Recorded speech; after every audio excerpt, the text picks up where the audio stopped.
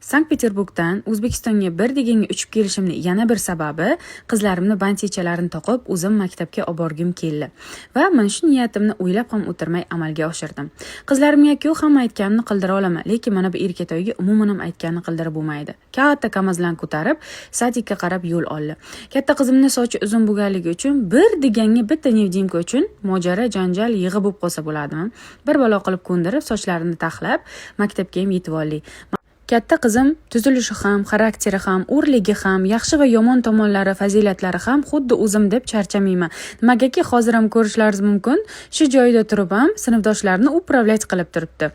Qizimni raqsini ko'rib juda xursand bo'ldim. Nimagaki birinchi sinfligida noto'g'ri maktabga berib qo'yganimda qizim yopilib qolgandi. Ammo 3-maktabga qo'yganimdan keyin birinchi o'qituvchisi qizimni ochilishiga, talantlarini ko'rsatishiga imkon yaratib berdilar. Ming rahmat. Shahlo qizim 5-sanada tug'ilgan. 5-raqam bo'yicha qizim sahnalarda masshtab odamlarga stupat qilishi, butun umr ustoz, ya'ni insonlarga yangicha bilimlarni beruvchi energiyasida tug'ilgan. Aynan shuning uchun ham yoshligidan o'zini omma oldida tuta oladigan, sahnaga chiqishdan qo'rqmaydigan bo'lib, o'sishi kelajakda o'z prednazначениясida bo'lishida katta yordam beradi.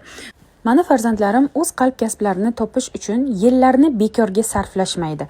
Ularning tug'ilgan yil oy sanasi bo'yicha ularga qaysi kasblar to'g'ri keladi, ularni qanday yo'nalishga yo'naltirsam o'z talantlari bo'yicha yuqori cho'qqilarga erishishi mumkinligini, aynan ularni yopilib qolmasligi uchun men qanday muomalada bo'lishimni sifroviy psixologiyada hisoblab, farzandlarimni yanada chuqurroq o'rganyapman.